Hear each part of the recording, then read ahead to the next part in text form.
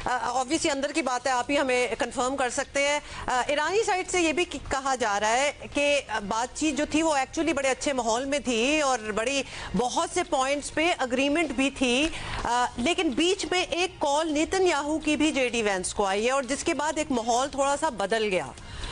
कुछ ऐसा भी है, बिकॉज वी नो कि ट्रंप के साथ तो वो उन्होंने खुद बताया, वो सियालकोट में अपने हल्के में थे, अपने घर में थे, आबाई घर में। वो उन्होंने ट्वीट किया और उन पे कोई आमद हुई और आमद जैसे भी हुई, आमद हुई और वो उन्होंने ट्वीट करके वो सो गए फ़ोन बंद करके। सुबह उठ के देखा उन्होंने तो तूफ़ान मचा हुआ था पूरी दुनिया में। खैर, पाकिस्तान सुपर पावर है माशाल्लाह, सुपर पावर है पाकिस्तान, सुपर पावर। ने क्वेश्चन ही पूछा कि सऊदिया कैसे आएगा इस यूज में। उन्होंने कहा देखिए अगर सऊदिया इस यूज में आया युद्ध में तो मैं एक्टिवेट करूंगा ईरान के और क्या नाम है पाकिस्तान के साथ अपना जो ट्रीटी हुआ है। इसका मतलब आप समझिए, सुन लीजिए, सऊदिया नहीं अटैक करेगा, आप अटैक करोगे ऑन बिहाफ ऑफ सऊदिया, समझिए उसको। तो क्योंकि आप ईरान के बगल में हो, सो बी प्रिपेयर्ड। कल तक तो आप खामनेई की बड़ी तारीफें कर रही थी ना, बी प्रिपेयर्ड टू फाइट। अगर सऊदिया आ गया तो आपकी तरफ से अटैक होगा। अल्लाह। जब हमारे इधर से अर्दली सरकार का नुमाइंदा गया चीन कि आप हमें मदद करें, इन मुज़ाकरात में गारंटर बने, उन्होंने आगे से कहा तुम तो पहले जाओ ना जरा अफगानिस्तान से अपने हालात ठीक करो, क्योंकि चीन को पता है कि उन्हें इस गैस पाइपलाइन और तेल की जरूरत है। चीन के लिए ये लाइफ लाइन बनेगी जो ईरान से तेल और गैस, क्योंकि ईरान का तेल सबसे लाइट तेल है, यानी ये साफ करने में आसान है, ये प्योर तरीन फॉर्म में तेल है। इसको एक्नॉलेज कर रहे हैं कि पाकिस्तान ने एक बहुत अच्छा और बड़ा काम किया है, लेकिन अब इशू ये है कि ये काम सिर्फ इसराइल को और उसके कुछ इत्तेहादी जो हैं गल्फ में उनको सूट नहीं करता और इसके लिए वो नई साजिश शुरू कर रहे हैं। और साजिश कहाँ से शुरू होती है मैं आपको अभी इसके बारे में बताता हूँ। तो दोस्तों, पाकिस्तानी बोलते थे कि हमारे सामने, हम जैसे एटॉमिक सुपर पावर के सामने इजराइल क्या चीज है। तो इनको शायद बात पता चल गई होगी कि इजराइल क्या चीज है, क्योंकि पाकिस्तान की मीडिया ही रिपोर्ट कर रही है कि जब अमेरिका और ईरान की बातचीत हुई, सब कुछ डील डन होने वाली थी, पर जेडी वेंस को नेतन्याहू का जैसे ही फोन आता है तो सारी डील बीच में ही टूट जाती है। अमेरिका ने कुछ ऐसी डिमांड रखी कि फिर ईरान ने उसको माना नहीं और इस ऑब्वियसली अंदर की बात है, आप ही हमें कंफर्म कर सकते हैं। ईरानी साइड से ये भी कहा जा रहा है कि बातचीत जो थी वो एक्चुअली बड़े अच्छे माहौल में थी और बड़ी बहुत से पॉइंट्स पे अग्रीमेंट भी थी, लेकिन बीच में एक कॉल नेतन्याहू की भी जेडी वैंस को आई है और जिसके बाद एक माहौल थोड़ा सा बदल गया। कुछ ऐसा भी है, बिकॉज वी नो कि ट्रंप के साथ तो वो उन्होंने खुद बता दिया कि हमारी बहुत डजन्स ऑफ फोन कॉल्स जो हैं वो चली हैं। नेतन्याहू की भी बीच में कॉल आई थी। हुमा, ये ईरानी मौकफ है कि नेतन्याहू की कोई कॉल आई थी, हमें यहाँ पर इस बात की तस्दीक नहीं हुई, लेकिन हमें एक बात की जरूर तस्दीक है कि जो जेडी वैंस है वाइस प्रेसिडेंट, वो मुसलसल टेलीफोन कॉल पढ़ते हैं और उनकी एक कॉल जो अमेरिकी सदर डोनाल्ड ट्रंप के साथ भी हुई है।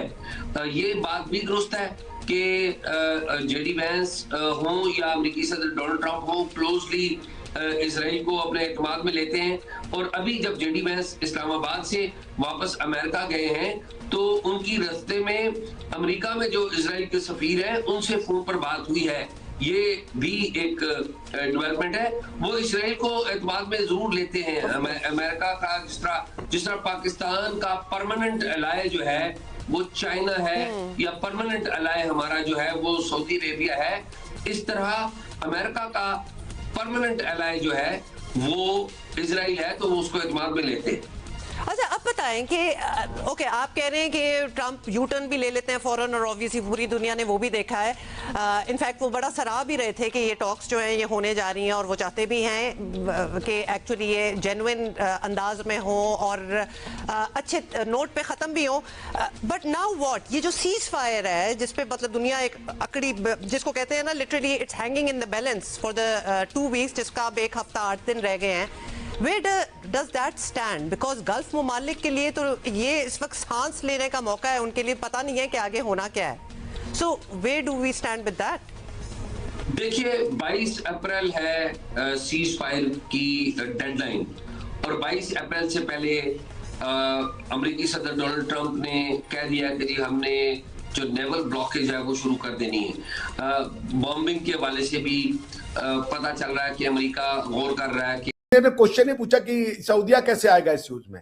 उन्होंने कहा देखिए अगर सऊदिया इस यूज में आया युद्ध में तो मैं एक्टिवेट करूंगा ईरान के और क्या नाम है पाकिस्तान के साथ अपना जो ट्रीटी हुआ है। इसका मतलब आप समझिए, सुन लीजिए, सऊदिया नहीं अटैक करेगा, आप अटैक करोगे ऑन बिहाफ ऑफ सऊदिया, समझिए उसको। तो क्योंकि आप ईरान के बगल में हो, सो बी प्रिपेयर्ड। कल तक तो आप खामनेई की बड़ी तारीफें कर रही थी ना, be prepared to fight.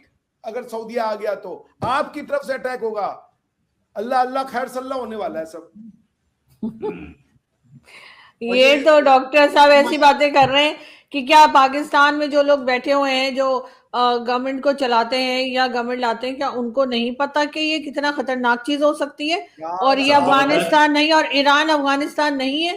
Iran को और हालांकि अफगानिस्तान भी कमजोर नहीं है, मैं तो अफगानिस्तान को भी बहुत मजबूत मुल्क समझती हूँ, क्योंकि जिस तरह से अमेरिका को वहां से अफगानिस्तान ने 20 साल बाद निकाला है और अमेरिका कुछ भी नहीं कर पाया, तो ऐसे ही ईरान तो उससे भी कहीं ज्यादा है। लेकिन रोहित, डॉक्टर साहब ने मुझे सही बताया नहीं कि आप बताइए कि आपको क्या लग रहा है कि ये जो पीस टॉक करवाई उससे ट्रंप को क्या मिला? पीस टॉक से ट्रंप को क्या मिला? देखिए एक चीज कि कोई भी पीस टॉक से मना नहीं करेगा, क्योंकि इंटरनेशनल कम्युनिटी में एक चीज जाएगी, एक इमेज जाएगी कि ये कंट्री जो है पीस टॉक्स नहीं चाहता, ये कंट्री वॉर चाहता है, इसलिए सबके सब आ गए।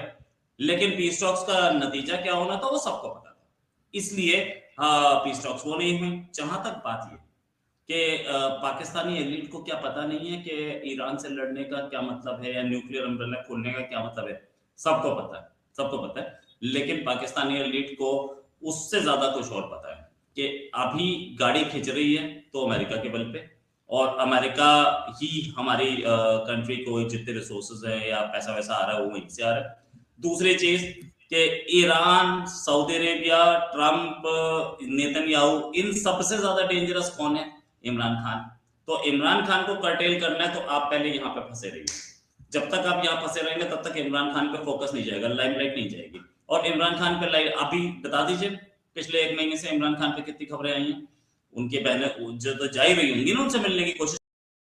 तो दोस्तों पहली बात तो यह है कि पाकिस्तान की मीडिया को इस पूरी वार्ता के अंदर हॉल में घुसने नहीं दिया गया। वहां पर गिनी चुनी मीडिया हाउस के पत्रकार थे, जिनमें से अमेरिकन मीडिया ही मुख्यतः वहां पर गई हुई थी, या फिर 1-2 यूरोपियन मीडिया के आउटलेट्स भी वहां पर अंदर की बातचीत को कवर कर रहे थे। परंतु फोटोग्राफ्स वगैरह सबके सामने नहीं आई हैं। सूत्र वो बता रहे थे कि आगे क्या हो रहा है और क्या नहीं। पाकिस्तानी मीडिया को अब खबर पता चली है कि इजराइल ने क्या कांड किया है। आपको पता होगा कि पाकिस्तान की मीडिया 2-3 हफ्ते से छाती पीट रही थी कि हम डिप्लोमेसी के किंग बन गए, भारत बहुत पीछे छूट गया है, भारत को बहुत पीछे छोड़ दिया, इजराइल हमारे सामने क्या है। एक जर्नलिस्ट तो यह बोल रहा था कि इजराइल किस खेत की मूली है, हमने तो भारत को तक जंग में जो है वो धूल चटा दी थी। पर अब इनको पता चल गया है इतनी सारी वार्ता बिल्कुल डन होने वाली थी, पीस हो गई थी, पर नेतन्याहू के एक फोन कॉल से जेडी वेंस ने सारी वार्ता पलट दी है और ये जो सीजफायर की डील है